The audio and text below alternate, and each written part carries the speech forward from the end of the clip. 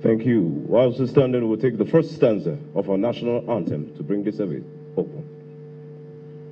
Nigeria, we hail thee, our own dear native land. Though tribe and tongue may differ, in brotherhood we stand. Nigerians old and proud to serve our sovereign fatherland. Whilst standing, we'll take the third stanza of our national anthem as our opening prayer.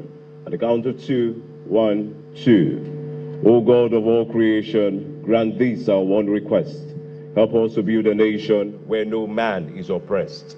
And so with peace and plenty, Nigeria may be blessed. May God help us as a nation, amen.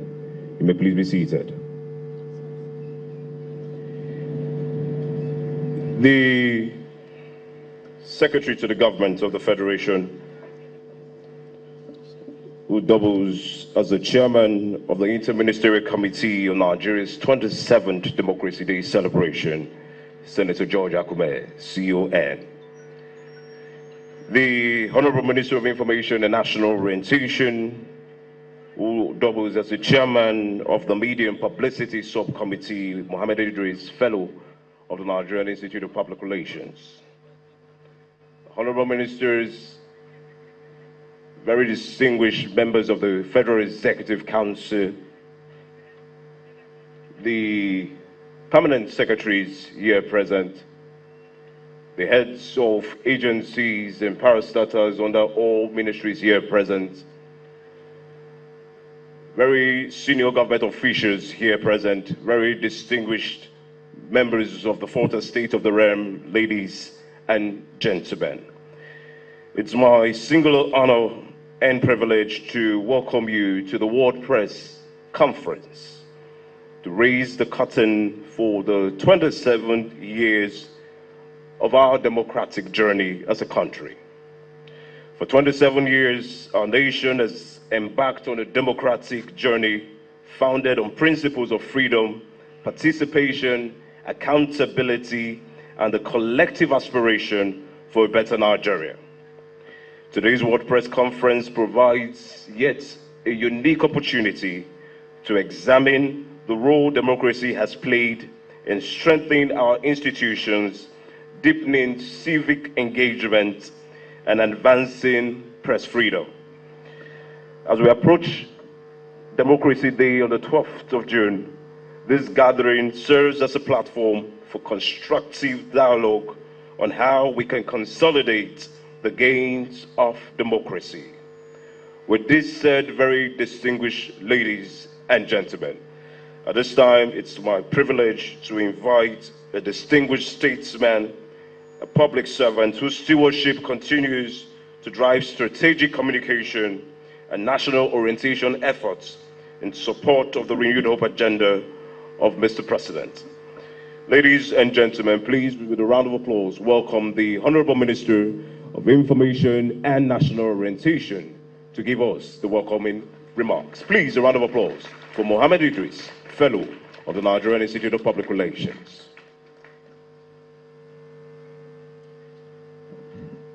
Thank you very much. The Secretary to the Government of the Federation, very distinguished Senator George Akume, who is chairing this occasion today and who is going to actually brief the media on this occasion. The Honorable Ministers, my colleagues here, the Honorable Minister of Water Resources, Honorable Minister of Livestock Development, Honorable Minister of State, Regional Development, Special Advisors to the President, my Egbon, Veteran Bayo Onanuga, my brother Daniel Boala, Permanent Secretaries here present, Chief Executives of parastatals here, very senior government functionaries, distinguished ladies and gentlemen. Good morning to you all. It is my pleasure to welcome you all to this special press conference convened to commemorate Nigeria's 27th Democracy Day and the 3rd anniversary of the administration of His Excellency President Bola Ahmed Tinubu, GCFR. Democracy Day occupies a unique place in our national calendar. It provides an opportunity for us to reflect on our democratic journey, celebrate the resilience of our institutions, and honor the sacrifices of patriots who stood firm in the struggle for democratic governance in our nation.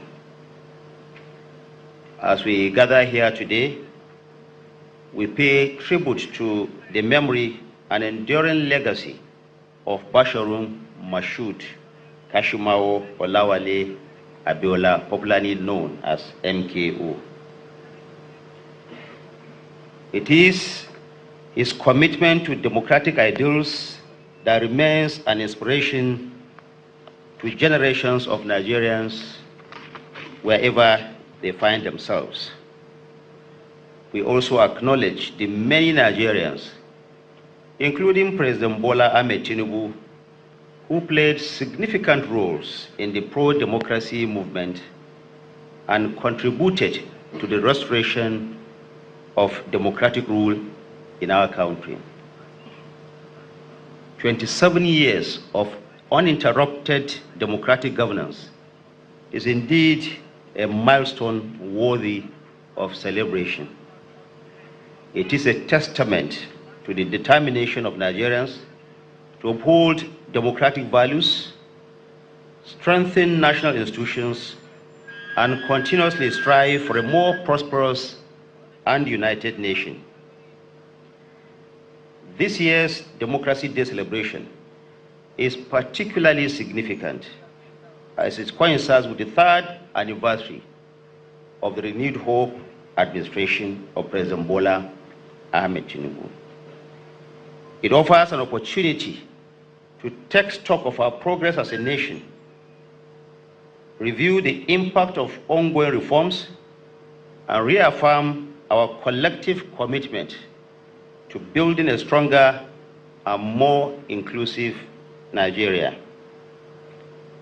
Today's press conference has been organized to provide Nigerians and the international community with an overview of the administration's journey over the past 3 years. Look at the milestones achieved, the challenges encountered, and the vision that continues to guide the government's efforts in delivering on the renewed hope agenda. To present this official position of the federal government on these matters, I have the honor and privilege of inviting the very distinguished Secretary to the Government of the Federation, Senator George Akube, who today is representing His Excellency President Bola Ahmed Tinubu. Distinguished ladies and gentlemen, please join me in welcoming the Secretary to the Government of the Federation to deliver the keynote address. Thank you for your attention.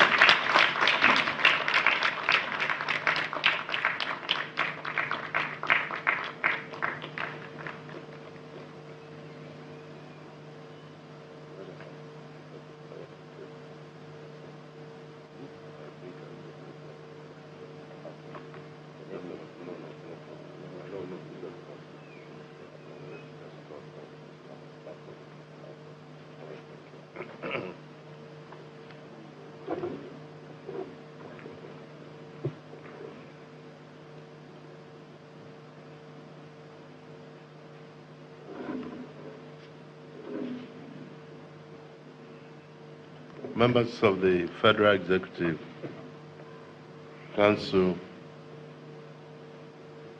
permanent secretaries, distinguished ladies and gentlemen, Today, I am joined by some members of the Federal Executive Council. Don't mind my voice, please. I have a cold, so I'm sorry. Pardon me. Today, I am joined by some members of the Federal Executive Council to share an account of the stewardship of the administration of His Excellency Bola Ahmed Tinubu, GCFR, President of the Federal Republic of Nigeria. As we mark the 2026 Democracy Day, immediately after my opening address, ministers will take turns to speak on developments in various sectors of our economy. We all recall that 3 years ago, this administration took office as a democratically elected government to deliver on the renewed hope agenda for economic recovery, development, stability, social welfare, security, human capital development, health, food security, technological advancement, critical infrastructure, and lots more. This press conference is therefore an accountability process being executed in the course of a week specially dedicated to democracy in Nigeria. June 12 is not merely a date on our calendar. It is a reminder that democracy carries both memory and mandate. It is memory because we honor the sacrifice that secured the people's voice. And it is mandate because every democratic government must justify public trust through tangible improvement in the lives of the citizenry. Let me begin by congratulating Nigerians for experiencing 27 uninterrupted years of democracy, one of the very few in our continent. Your resilience and determination have made this achievement possible. You have remained patriotic and loyal even in the face of challenges that are preparatory for a new dawn. The message from government today is straightforward. This administration wishes to let all recognize the fact that Nigeria is a huge, viable project, and it is work in progress. The government, though with all hands on deck, would never claim that every challenge has been solved. In fact, no government ever solves every challenge. While we pursue various reforms diligently, with purpose and with compassion, government recognizes that inflation has been painful, although it is on a downward trend. Government is similarly conscious of the fact that insecurity still threatens lives and livelihoods, and that the effects of reform do not land evenly or yield desired results immediately. The President shares in and feels your pains, and his efforts are already bearing results in reducing these pains. Evidence also shows that the country is moving in the right direction, from fragility towards firmer footing, from stopgap actions towards system reform, and from scattered intervention towards a more connected program of delivery. The relevant ministries, indeed ministers at this event, will shed more light on all of this in a robust manner very shortly. I can, however, affirm the available statistics, the signals, the evidence that market activity and productive exchange are responding very well to reforms. On the economy, the available statistical information shows improvement in output, investment and trade. The GDP growth has remained in a positive territory over the last 2 quarters. The National Bureau of Statistics reports that real GDP grew by 4.07% in the fourth quarter of 2025 and by 3.89% in the first quarter of 2026. On fiscal reforms, this government has been deliberate about introducing rules and systems that ensure certainty and accountability. It will be recalled that Mr. President signed 4 major tax reform laws in June 2025. The fiscal reforms are designed to simplify compliance, improve fairness, and strengthen domestic revenue mobilization. On social protection, government has sought to cushion the effects of reforms while preserving dignity and productive efforts. The Renewed Hope Conditional Cash Transfer Program, for example, was launched with a target of 15 million households. By August 2025, records show that over 3 million vulnerable households had benefited. Successes have also been recorded under the Presidential Conditional Grant Scheme and the Credit Corps, which has been close to over 1 million beneficiaries across the 774 local governments since 2025. Similarly, the Nigerian Consumer Credit Corporation credit card code has been accessed by over 200,000 Nigerians in 2025.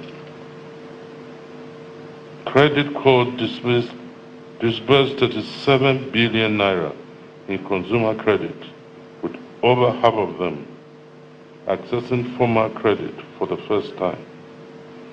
The health of Nigerians has remained top priority for this administration. In the health sector, excuse me please.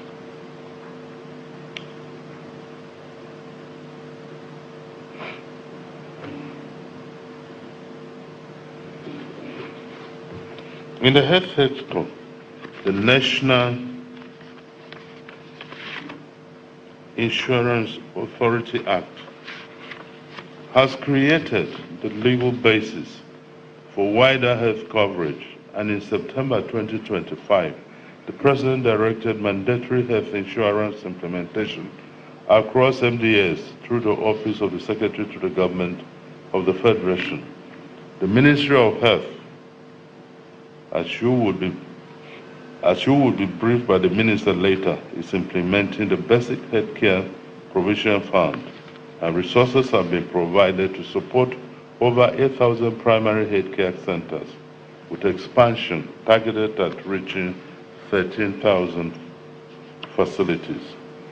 The Student Loan Act was signed in April 2024, and official results on this novel policy indicate that NEFON has already crossed the threshold of over 1 million beneficiaries. Its public impact analysis shows that over 1 million students have been supported, while more than 184 billion in loans and upkeep has been disbursed. Anti-corruption institutions have continued to recover assets and prosecute cases. The EFCC and ICPC have also continued to recover proceeds of crimes. As a matter of fact, the EFCC boosted the net fund with over 50 billion naira from recovered funds. As a result of the determination of government to implement legal, regulatory, and institutional reforms in anti-money laundering and counter-terrorism financing, Nigeria was officially removed from the FATF grade list in October 2025. This administration has successfully, within the 3 years, introduced better rules, more effective systems, and firmer enforcement in keeping with its democratic obligation, which is to ensure the public authority serves the public interest. Accountability indeed in this administration is sacrosanct. The safety and security of citizens is our top priority, and the government shall never compromise on this. We continue to confront internal security challenges, and the good news is that we are succeeding. While dealing with internal security issues, government remains conscious of the impact of international terrorism, especially on the African continent and on our domestic situation. The administration continues to deploy resources to boost the capacity and capability of our armed forces and other security agencies. We also continue to deploy diplomacy and cooperation with our neighbors and friendly nations to tackle all threats. Our manning levels have also been increasing to enable us to engage the cowardly and dastardly bandits on all fronts. We commend members of the armed forces and other security agencies for their commitment and sacrifices. Government will, however, not pretend that insecurity will disappear today without the active support of all Nigerians. We therefore appeal to all citizens to make security our personal and collective national project. We call on everyone to be vigilant and to report suspicious activities to appropriate authorities.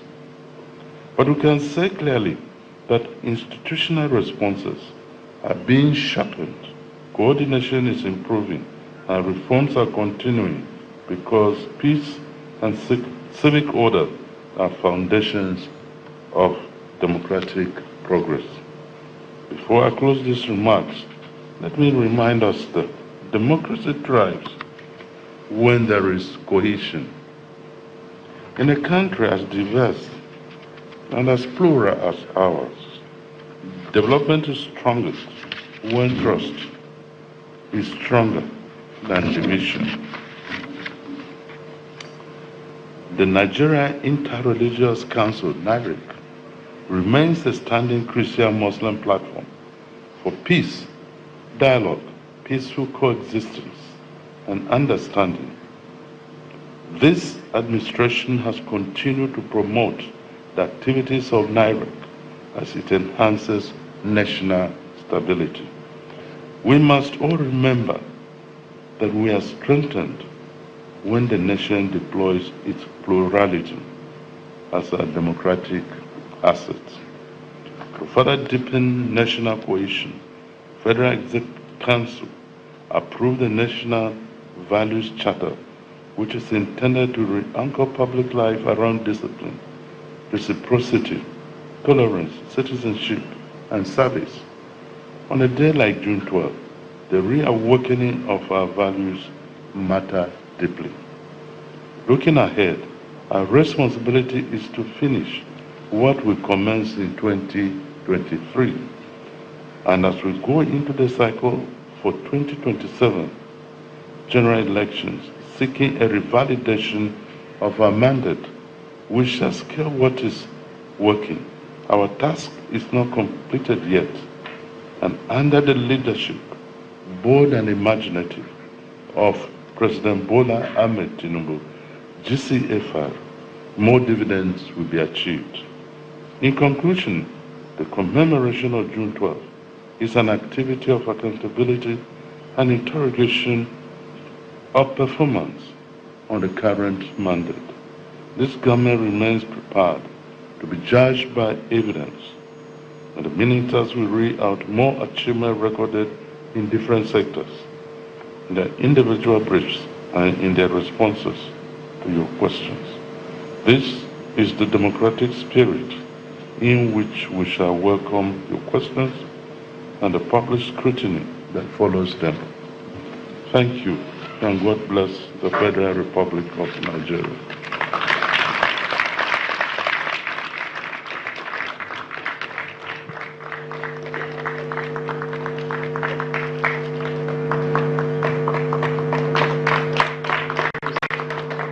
I believe the applause can be a bit louder than that.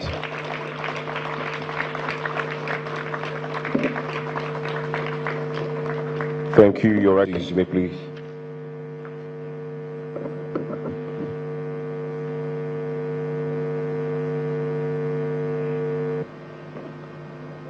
Thank you. You may please be seated. Thank you. Very distinguished ladies and gentlemen, while the representative of the President in the Federal Republic of Nigeria was speaking, I'm made to understand that in this press briefing, the available ministers where we have in the House for 2 minutes will give us a scope on their various sector. And I'll also be made to realize that the annual ministerial press briefing series being hosted by the Federal Ministry of Information and National Orientation is in the concluding planning phase, of which ministers will come and give their various scorecards in details. But for the sake of time, we'll take the available ministers in the room. They will give us a 2-minute scope on the achievements of their various sectors. Thank you very much. Without wasting any much time, permit me to invite to the microphone, the first on the list, the Minister of Livestock Development, Alhaji Idi Mukhtar Beha, to for 2 minutes give us a scope on the livestock sector. Thank you very much. Yes. Please, a round of applause for him as he comes on stage. Thank you very much.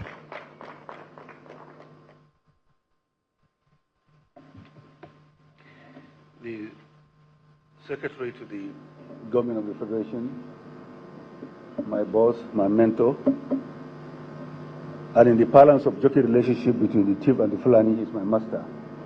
Only him. Distinguished senior colleagues in the Federal Executive Council, permanent secretaries here present, media gurus, distinguished ladies and gentlemen, if one represents 270 million ruminants, you can't give him 2 minutes to speak on an important day, Democracy Day in Nigeria.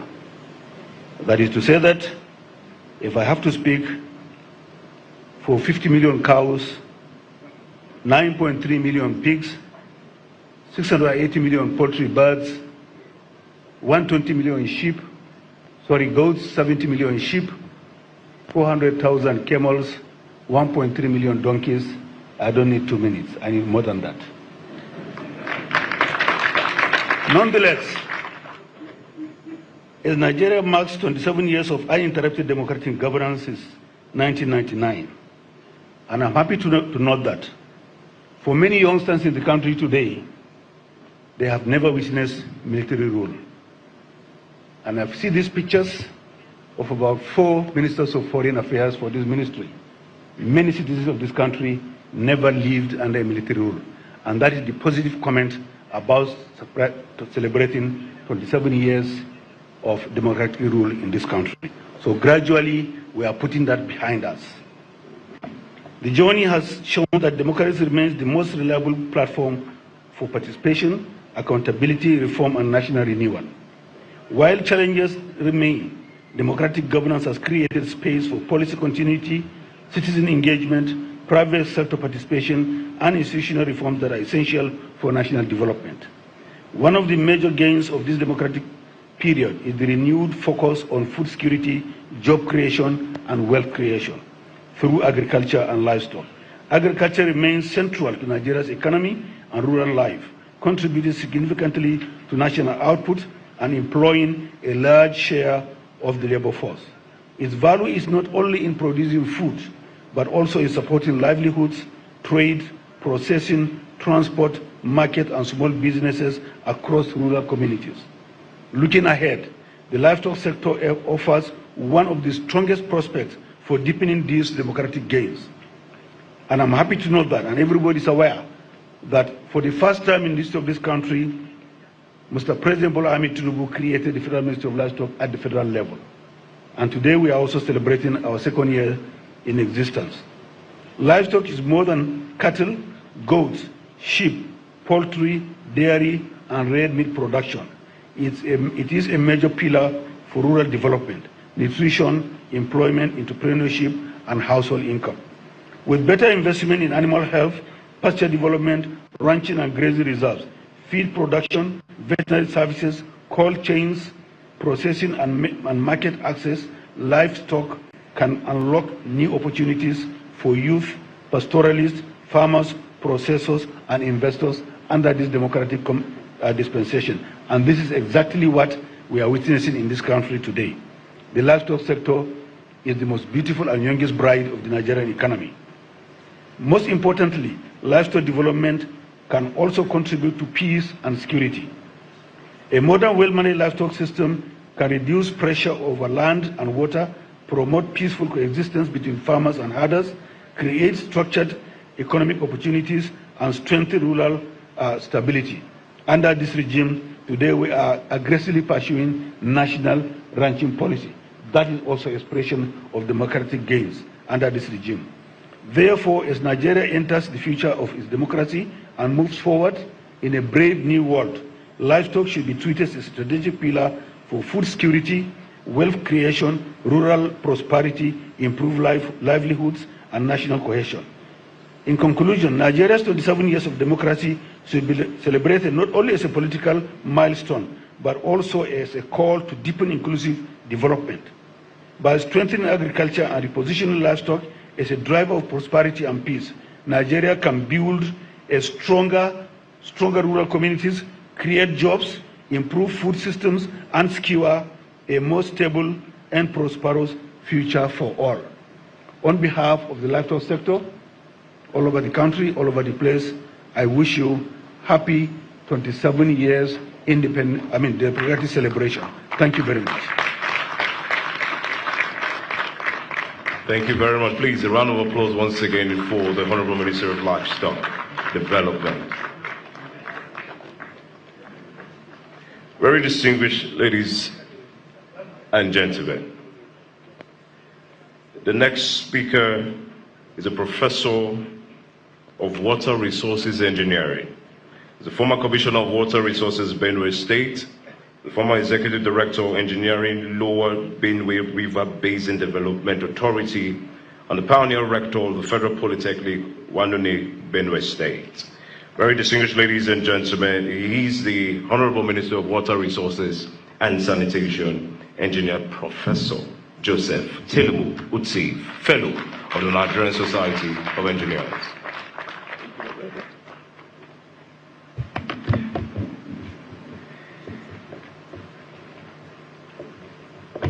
My father, a mentor, the Secretary to the Government of the Federation, His Excellencies Senator George Akume, CON, other members of the Federal Executive Council here present, aides of His Excellency President Bola Ahmed Tinubu here present, the Permanent Secretary that are in the House, the press, ladies and gentlemen. The Federal Minister of Water Resources and Sanitation, under my stewardship, I want to specifically thank His Excellency President Bola Ahmed Tinubu for the good works he's doing in the country and in the Ministry of Water Resources and Sanitation. In the renewable agenda of President Bola Ahmed Tinubu, which one of the cardinal points is boosting food production, creating jobs for our teeming population, enhancing the wealth of the economy, and being an inclusive government.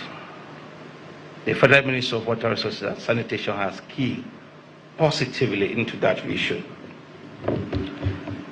And in the water and sanitation sector, there is a lot that we are doing in achieving this mandate that has been given to us by His Excellency. We are into dam construction, rehabilitation of existing dams, construction of water supply schemes, and rehabilitation of existing ones that has challenges. We are also into sanitation sector. Permit me at this short time to abridge also on some achievements that we have attained within the 3 years of the Renewed Hope agenda. Under water supply, we have constructed and expanded water supply schemes across the country. And by this, we have commissioned the following.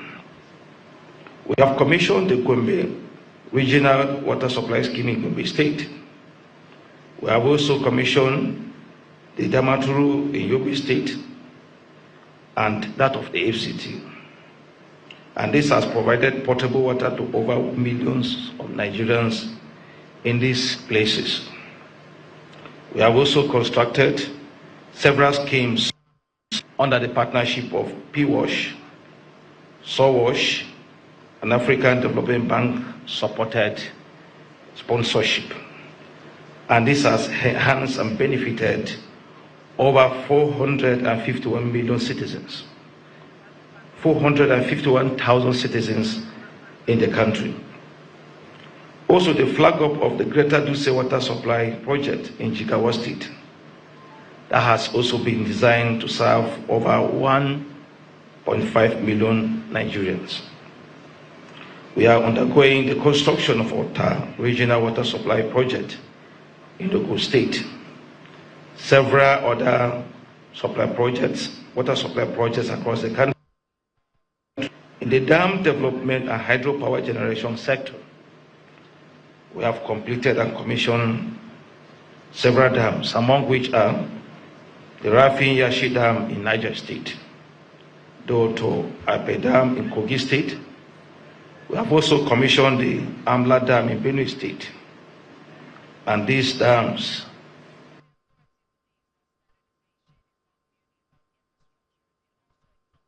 domestic purposes and also enhancing the veterinary sector in Nigeria. In increasing power to the national grid, we have also commissioned the 40 megawatts Kashimbila hydropower, which has been commissioned, that is ongoing and is contributing electricity to the national grid. We have also combined hydropower generation, that of the Kashimbila, the Gurara, Dadinkowa projects, which are approximately supplying 110 megawatts for clean energy. We have also concessioned the Kashimbila hydropower plant and agro-aligned cargo airport, which has so far generated about 7 billion naira as revenue to the federal government. We have also succeeded in designing and the construction of the ongoing Oyan Dam rehabilitation, which is ongoing in Ogun State, the Gorinyo Dam rehabilitation in Sokoto State, the Ate Dam in Benue State, the Lafia Dam in Nasarawa State, and we are also in the process of concessioning the Dasi Hausa Dam in Adamawa State. Our plan is that when the Dasi Hausa Dam is being completed, it will also solve the menace of flooding in Nigeria, and it will also supply water for irrigation, clean water for domestic purposes, that will also be used for fisheries and other aquaculture purposes. There are several other programs that we are doing. During the treatment program that we have closed some months ago, that I enhanced the Baklori and Dadinkowa irrigation, that are supplied about 1,490 hectares of irrigation infrastructure that is being used for agriculture and is boosting food production in Nigeria. We also have our 12 river basins, which are working very well in terms of irrigation, farming, water supply, enhancing job creation for our youth through several agricultural water supply schemes. We are also working on the flood challenges that occasions in Nigerian territory. What we are putting on ground now has a master plan that will comprehensively solve the challenge of flooding in Nigeria, and that is ongoing. We also have the program called the Clean Nigeria, Use the Toilet campaign. This program is aimed at putting an end to open defecation in Nigeria. We have moved around several institutions, the churches, the mosques. We visited the head of service to sensitize the workers in Nigeria, and this is ongoing. At the moment, we have achieved 172 local governments that are completely open defecation free in Nigeria out of the 774. We are making sure that by the end of 2030, the issue of open defecation will be put to an end in Nigeria. There's some of the achievements that we are working. Along the Sokoto-Badagry Highway, we have identified about 72 dams that are in the planning stage. And we are believing that when these dams are constructed, they will solve the issue of farmer header situation in the country. It will also be a solution to part of the insecurity that is facing Nigeria. It can also be used for boosting food production in Nigeria, creating jobs for our teeming population, and enhancing the well-being of the good people of Nigeria. So I want to thank you so much as we drive toward these 3 years of the Renew Hope agenda of President Bola Ahmed Tinubu, GCFR, as I wish you a successful Democracy Day. Thank you. Thank you very much. Pardon me if I have to hasten some of our speakers. The ministerial press briefing series will be all-encompassing as it will capture most of the achievements of these ministries. Please, once again, the Honorable Minister of Water Resources and Sanitation. A round of applause for them. Thank you very much. Coming up next is a lawyer by profession, a former Deputy Governor of Taraba State. He's a former board member of the Federal Road Maintenance Agency, former Minister of State for Steel Development, and now the Minister of State for Regional Development, Honorable Uba Meyeri Akmadu. Please, a round of applause for him as he comes up for 2 minutes to state the achievements. 2 minutes will be 2 minutes. Your Excellency, the SGF, distinguished Senator George Akume, CON, my colleagues, Honorable Ministers of Livestock Development, Water Resources and Sanitation, Information and National Orientation Special Advisors, Bayo Nanuga, my brother Daniel Wala, Permanent Secretaries, top government functionaries here present, the press, ladies and gentlemen, good afternoon. Before the 24th of August 2024, there wasn't a ministry called the Ministry for Regional Development. Mr. President, Asiwaju Bola Ahmed Tinubu, in his wisdom, in collaboration with our progressive National Assembly, created 5 additional development commissions under this administration. The Southwest Development Commission, the Southeast Development Commission, the South-South Development Commission, the Northwest Development Commission, and of course, the North Central Development Commission. It was a direct response to the yearnings and aspirations of Nigerians, calling for development of the regions without altering the letters of our Constitution. Mr. President went a step further in creating the South-South Development Commission in addition to the pioneer NDDC, Niger Delta Development Commission, which has been in existence for the people of the Niger Delta, specifically to address the problems of despoliation of land, environmental issues that have bogged the nation and kept oil production down for many, many years before the advent of this administration. The creation of these commissions necessitated the creation of the Ministry of Regional Development so as to bring them under one umbrella and drive policies for rapid development and competitiveness of these regions, with each prioritizing its potentials. The Southwest has innovation, IT, and the knowledge economy. Southeast, industrial development, commerce, and of course, human capital development. For the South-South, the priorities are oil, logistics, maritime, and a blue economy.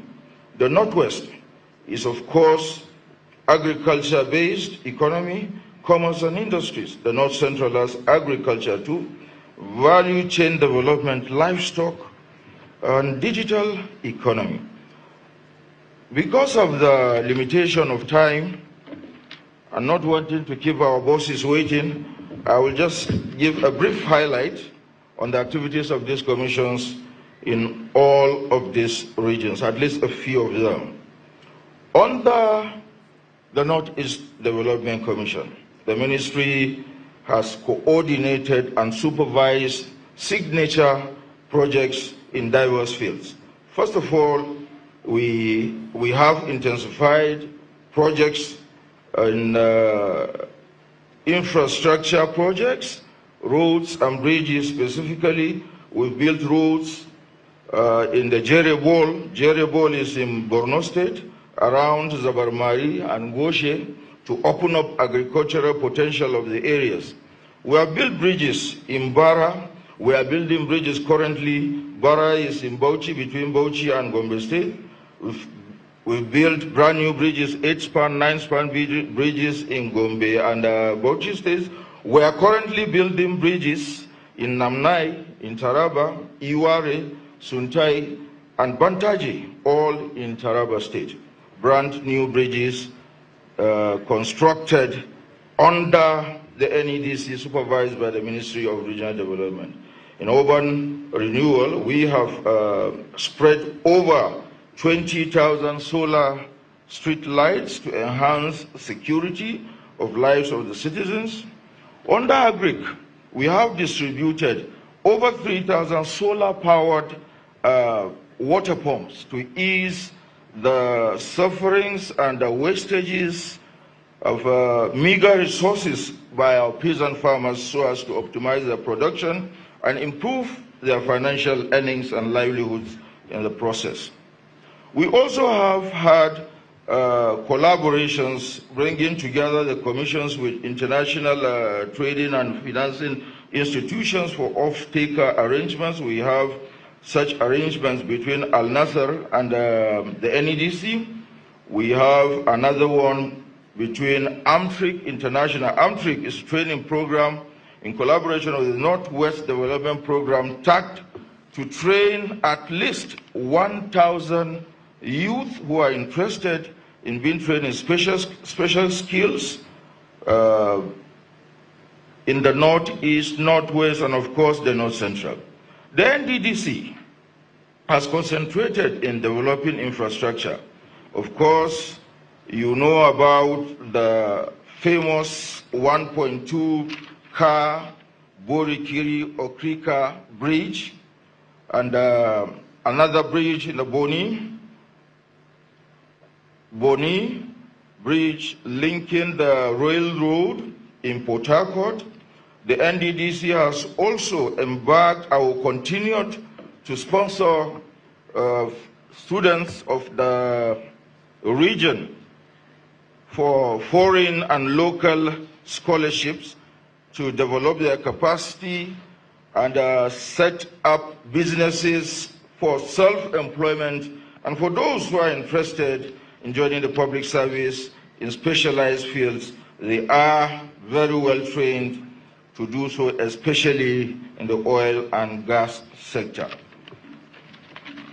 Your Excellencies, distinguished guests, ladies and gentlemen, we have already been scheduled to give proper briefings and in a detailed form in our respective ministries. I wouldn't want to go beyond the 2 minutes allotted, and because of that, I want to draw the curtains here and use the opportunity to congratulate Asiwaju Bola Ahmed Tinubu, GCFR, President and Commander-in-Chief, Federal Republic of Nigeria, on this Democracy Day celebrations, and in fact, our leader, Senator Akume, honorable ministers and distinguished guests, congratulations and good afternoon.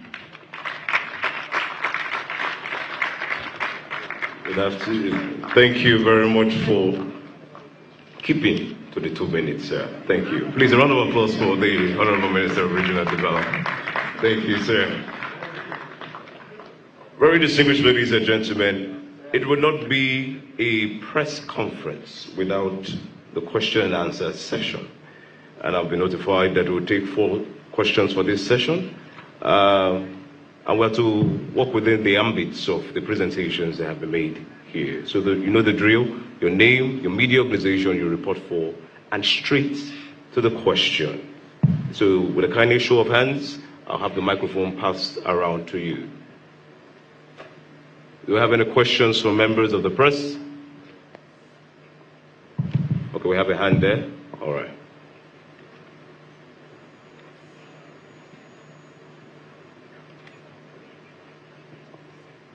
Good afternoon, ladies and gentlemen.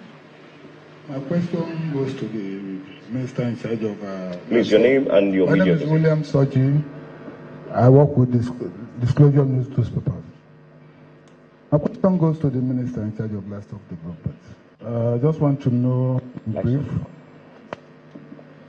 if what the ministry in the area of pastoralists moving around in the city center, it is becoming an eye service, I saw, so to say. In the area, how are you normalizing it or factoring it to the national ranching policy of your ministry? Thank you. All right, thank you. There's a lady at the back there. Yes. Your name, your media organization, and straight to the question. Thank you. Thank you. It's on. You can go ahead. Okay. My question is for... Please, your name and the media organization. My name is Dorothy Monday for the Real Broadcasting Network. My question is for the Minister of Livestock Development. You had mentioned you've talked about the national ranching policy. However, my question is, what has the government done in curbing farmer-herder clashes? And there are communities in Abuja that are complaining they have not been properly compensated and resettled after allocation of land for rural grazing areas. And as a result, they both cohabit and quarrel and resort to jungle means of settling their misunderstandings. So my question is, what is the government saying about this? What are the measures being put in place? And are we going to be seeing more of this or less of this? Thank you very much. All right, so that's 3 in 1 questions. All right. Do we have any other hand? All right, there's a gentleman. Please, your name and media organization. Your Excellencies, my name is Cyril Mba. I write for Champion newspaper. My question is for the Secretary of the Government of the Federation. Sir, you have been in the political scene for quite a long time. And we are talking about Democracy Day and June 12th. What, sir, do you think INEC should learn from what happened on June 12th as it affects the upcoming election in 2027? Thank you, sir. All right, thank you. And one more, and then we'll call it even. Is there any other hand? All right, there's a lady over there. Please, your name and media organization, then your question. Okay, my name is Maria Ogbe, Traction TV. My question is for the Honorable Minister for Livestock. You give account of or mention numbers of livestock. I want to know if these livestock are for the federal government or they belong to individuals. All right. Please, let's settle down. It seems the media, they are very close with the livestock minister, particularly as it concerns the livestock. So at this time, I'll beckon on the Honorable Minister to take turns in answering. Thank you.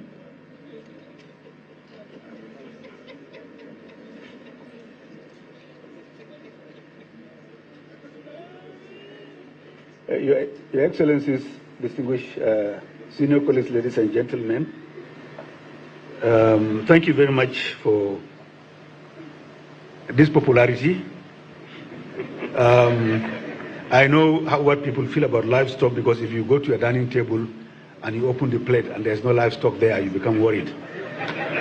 That tells me that everybody in this room today has had contact with livestock in the morning before you arrived at this function. That is the pieces of meat or bones or pomo you find there. That's what we call livestock. About the animal health within the city, and that is really a pattern of development that probably the city has assumed. Before Abuja was created, this place had a large number of livestock, including game reserve. When I mean games, I mean lions, cheetahs, so many wild animals were part of the Abuja area before this FCT was created. Now, upon the creation of the FCT as a federal capital territory, everybody else was settled, minus the animal population that you see today within the city center. It's unfortunate that, or let me say, very fortunate and unfortunate. Very fortunate that 4 grazing reserves have been created for these pastoralists. Kau, Paikonkore, Karshi, and one other, totaling almost 33,000 hectares of land. But since the creation of those and gazetting of those grazing reserves, there hasn't been any commensurate development to receive the pastoralists. However, upon the creation of this ministry, we'll have conversation with the FCT administration, and we are talking with other relevant MDS. I've actually visited Paikonkore and Kau. Kau in particular is our first pilot project. As I'm talking to you today, we have sunk 3 boreholes, we have put up a weather station there, and we are getting in there to begin the demarcation for the resettlement of the pastoralists in Kau Grazing Reserve. So we are on top of it. We have also had stakeholder engagement with Métis Allah and other cattle breeders within the FCT, and we are still talking with them. The movement is going to be in a phased format. We are engaging them in a very, very democratic fashion, and we are also consulting other ministers, other ministries that are relevant. I was just talking to my brother here, Professor Joseph, in terms of providing earth dams in those areas for purposes of cultivating pasture during the dry season. The reason why pastoralists move out from the north to the south is not cultural. It is a survival mechanism. These animals need water and fodder to survive. If you don't provide this fodder and water here, they go to where it is available. So that is what we want to stop them from moving. Rather, we create a condition where these animals will remain here where they are with sufficient fodder and water, rather than moving, and these movements are also crisis-ridden. That, I believe, has taken care of the question from my sister from Real Broadcasting about national ranching policy. Actually, we have a plan to launch a national ranching policy next week in Plateau State.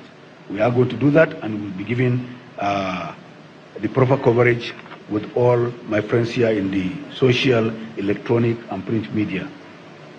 So this is something we are on top of it, and we believe that is the best way to go and improve on the productivity of the livestock sector, as well as also improve on job creation and create peace and harmony in the rural areas. The numbers I have read out here about the livestock, they do not belong to the federal government. Government doesn't own livestock. we create the necessary environment for the thriving of those businesses. I believe there are many livestockers here today. I believe so many people here own livestock. So the numbers I've mentioned include what you also own. So the numbers are about 95% of the livestock resources in this country are in private hands. The federal government does not intend to take them over. They are in private hands, but we want to create that environment, enabling environment for these businesses to thrive, for people to get into livestock, ranching, dairy, piggery, poultry, or whatever it is. These are the numbers I have mentioned. Thank you very much. Thank you very much. So I think we are clear on the livestock issues. Thank you. The Secretary to the Government of the Federation will come up now to answer the question as relates to June 12th. Thank you.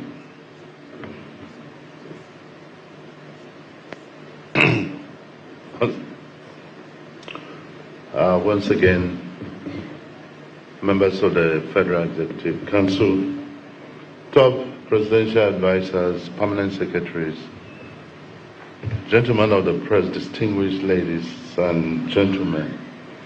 Now, this is a very interesting question from one of the gentlemen of the press are here present. It's about June 12.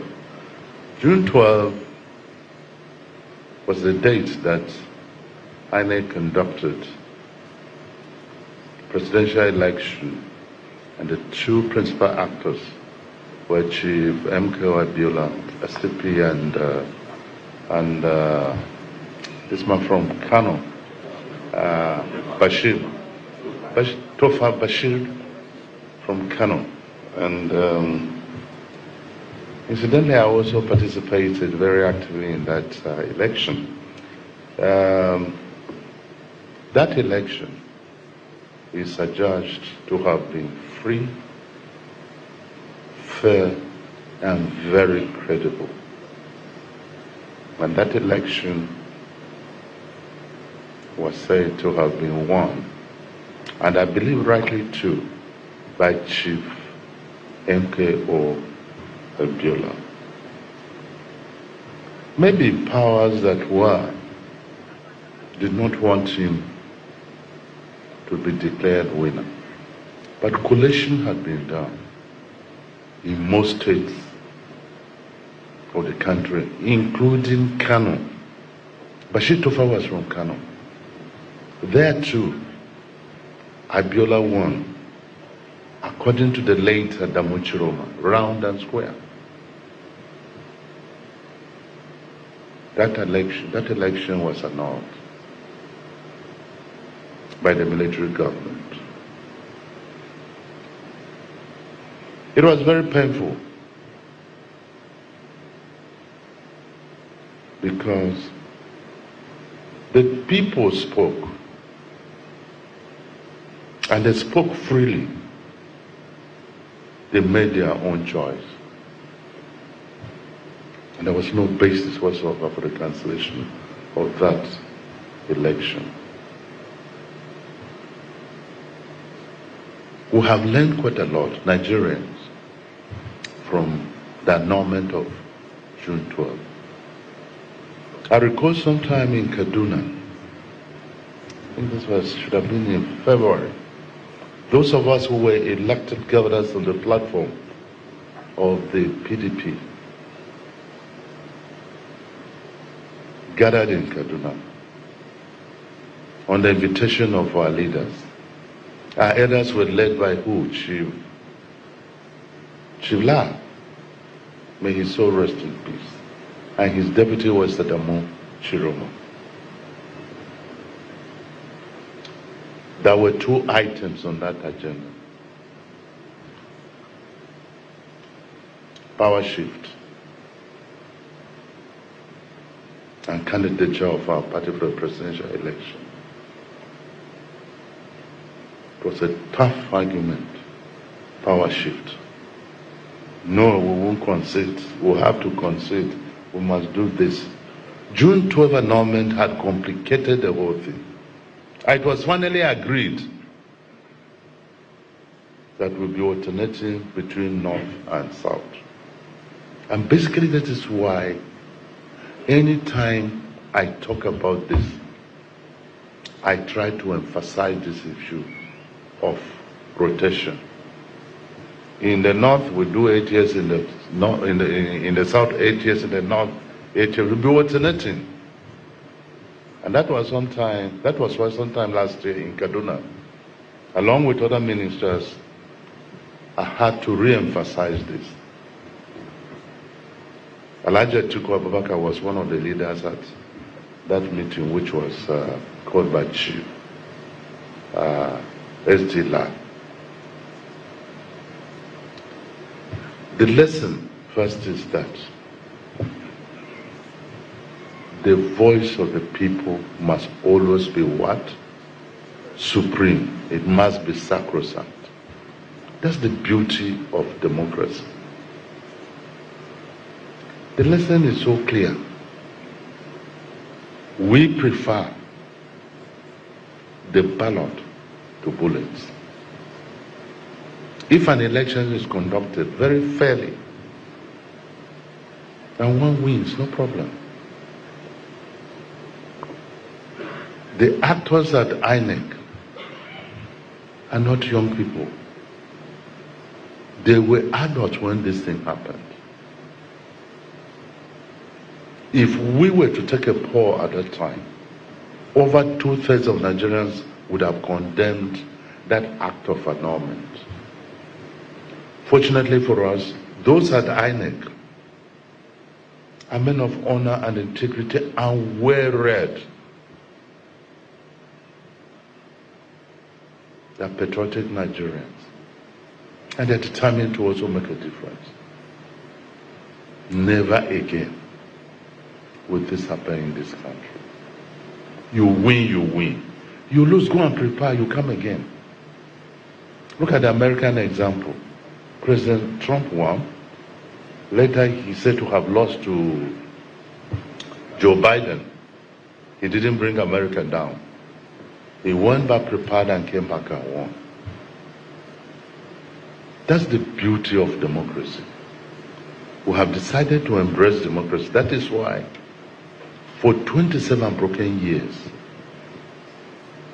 nobody has tampered with our democracy. We love the values and the morals of democracy. And there is no system that is as beautiful as democracy. There's another democratic government that you can insult your president, insult anybody, and still go to bed and you don't receive a midnight knock at your door. Try it.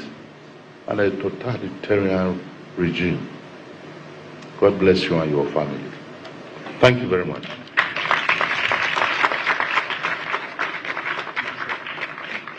Thank you very much. The beauty of democracy.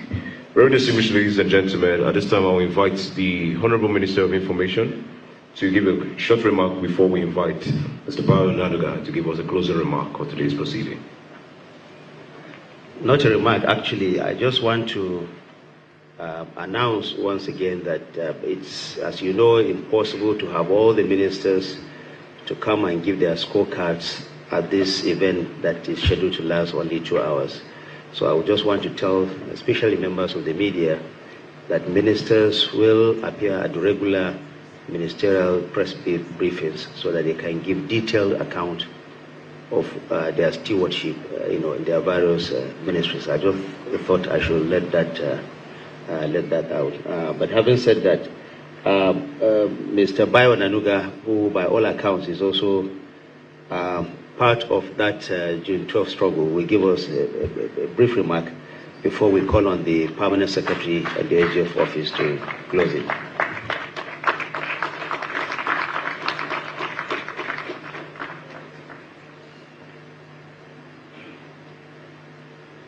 Well, good morning, ladies and gentlemen, or good afternoon. I don't know what kind of closing remark I want to make now. I haven't listened to the SGF. He has given a very beautiful closing remark about the significance of June 12th. I'm a journalist, and I was part of what happened on June 12th. If I always recall that on that June 12th, very early in the morning, I was coming from our production of our magazine, the news magazine then. Because I think there was a coffee or something, and we had to run to beat that coffee so that we can join the queue. It was the first election that we had in our country where people queued behind the poster of the candidate. So it was very transparent. Everybody saw what happened. And they would count 1, 2, 3. And then right there, they declared the winner. And everybody knew across the country, everybody knew very early in the day who won the election. Abiola did not win the election just as a Yoruba man. He got many votes in the Southwest. He also won, but most significantly, in Kano, where his opponent came from, Bashir Tofa, Abiola beat him there mercilessly. So what Abiola got was a pan-Nigeria mandate. A Yoruba man who won, who defeated a northerner in the north, who defeated him in his own base.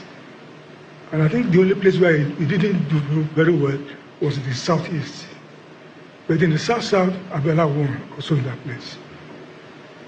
So it was very disappointing for many Nigerians to host as journalists when that election was cancelled. But they used the word annulment. And that's what led to what you saw, the protests, and it's so degenerated that people were running out of the country, journalists were imprisoned, politicians were incarcerated, people ran away from Nigeria and so on. And the military, they tried to hide what happened. They tried to tell us, oh, there was no winner, but there was a winner. I remember my own magazine, we published the result of that election because there was a winner. As AGF said, the result has already been collated at all the states level. Every state already had a result. So we had the result from all the 20, I think at that time 24 states, where Abiola, which showed Abiola won that election. So all these ideas initially were saying, presumed winner, assumed winner. There was a clear winner. And that was why it took many years before President Buhari did the needful by recognizing Abiola as the winner of the election, by giving him the highest honor in the land, GCFR, which means it made him a posthumous president of this country. So June 12 is really is a day of democracy, a day that shows that we as Nigerians, we can go to the polling station, make our choice known, vote the way we like, and then support any candidate we want to support, and we get a winner. So as for young Nigerians, I must tell you, there's nothing better than democracy, where you can make your choice, you can make it freely, where you can support anybody you want to support, and then the country is better for it. So we must keep this hope alive. Democracy is better than military rule, by miles and miles better than military rule. And of course, you know, usually some people are calling for military intervention. If you live under military rule, you never want military rule anymore. The democracy is beautiful. If you will lose election in one term, wait for the next term. You can win. Go and re-strategize and win, instead of allowing people with guns who are just like armed robbers coming to lord it over you. So I want to implore you, even though we had some problems now, some kidnapping, some places, let's enjoy June 12. Let's celebrate together. June 12 has come to stay. In fact, it keeps reminding us of the sacrifices made in the past, and we need to keep reminding even the younger ones that we need to have a lot of faith in June 12, in democracy. Thank you very much, and I wish you a happy celebration. Thank you. Very distinguished ladies and gentlemen, I give you Mr. Bayo Onaduga. Please a round of applause for him once again. Thank you for that. Sure. Very distinguished ladies and gentlemen, as you look, we're at the tail end of today's event. At this time, I would like to invite the Permanent Secretary of the General Services Office of the Secretary to the Government of the Federation, Dr. Ibrahim Abubakar Kada, MNI, to give us the vote of thanks. Please, a round of applause for him as he comes up.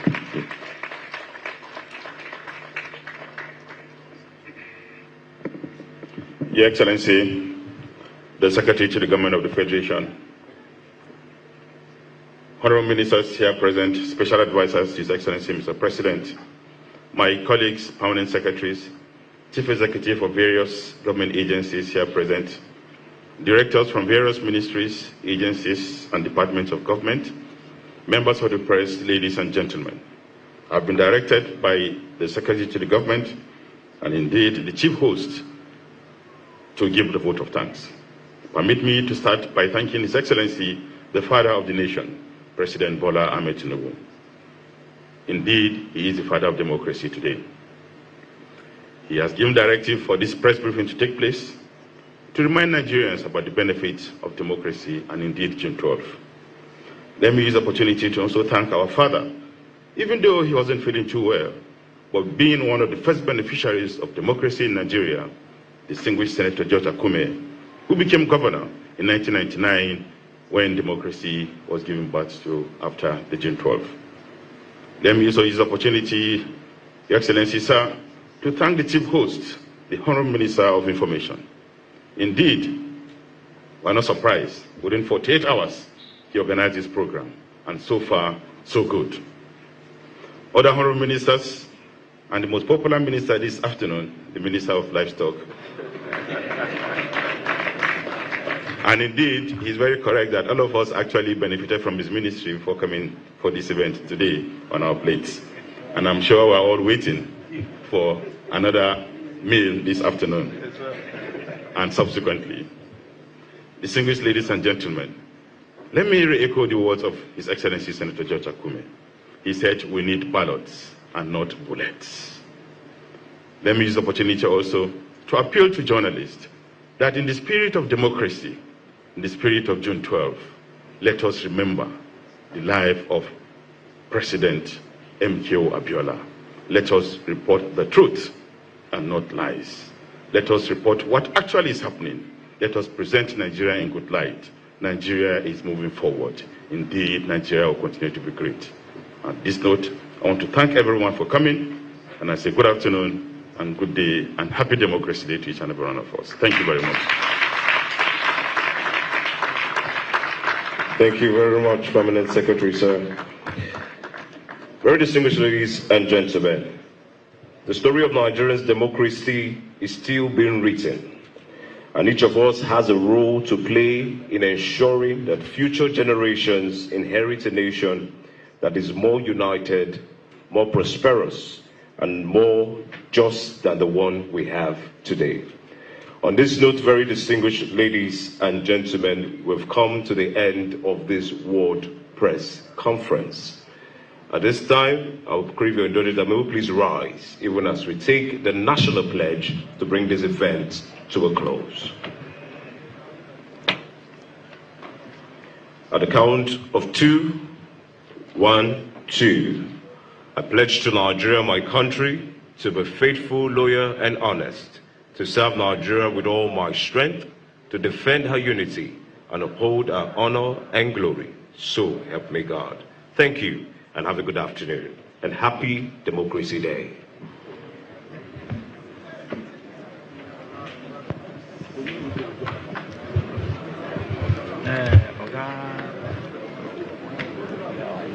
No, they meet.